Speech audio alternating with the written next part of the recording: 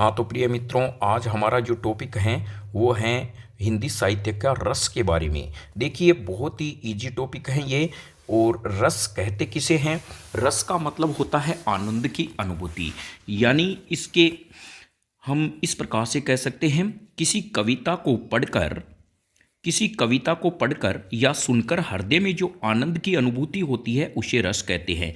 यानी आप किसी कविता को पढ़ते हैं या उनको सुनते हैं तो आपका हृदय है वो प्रसन्नता से खिल उठ जाता है, दुख और दर्द को भूल जाता है, उसे कहा जाता है रस।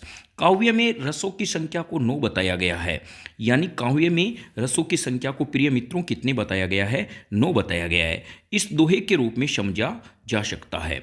चलिए समझते हैं। शांत रौद्र अद्भुत करुण हास्य वीर श्रृंगार महाभयानक जानिए अरु विभत्स अपार। तो यहाँ पर ये कवि महोदय ने बहुत ही शानदार तरीके से दोहे के रूप में सभी रसों के बारे में बताया गया है। अब देखिए, रस है क्या? रस श्रृंगार रस होता है। श्रृंगार रस में किसके बारे में बताया गया है? प्रेम के बारे में बताया गया है। जैसे अक्सर पति बाहर जाता है, उसकी पत्नियां श्रृंगार करती है और जब वापस लौटते हैं तो उनमें बहुत सारा प्रेम दिखाई देता है। वीर रस का नाम ही है, उत्साह का भाव आता है। हास्य रस में हास का भाव यानी भाव आता है। रौद्र का मतलब होता है क्रोध। जैसे केकई हैं, वो रौद्र रूप धारण करके कोप भवन में चली गई थी, अर्थात क्रोध में। भयानक में भय का आता है और वीभत्स में रस में घृणा का भाव आता है।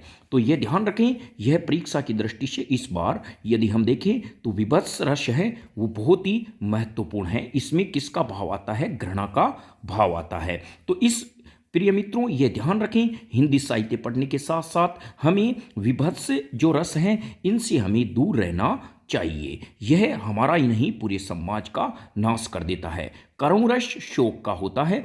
अद्भुत रस में विस्मय के बारे में बात की गई है, यानी इसमें विस्मय का भाव देखने को मिलता है। शांत रस निर्वेद के बारे में बताता है। तो प्रिय मित्रों, आप न्यू कॉन्सेप्ट क्लासेज के बारे में अपनी राय दें। आज के रस के बारे में आपने क्या सीखा? और इसी प्रकार से हिंदी साहित्य के एक से बढ़कर एक जो परीक्षा से पहले आपके पास में टॉपिक आते रहेंगे। यदि आपने चैनल को सब्सक्राइब नहीं किया है तो इसको जल्द सब्सक्राइब करें और आगे भी शेयर करें।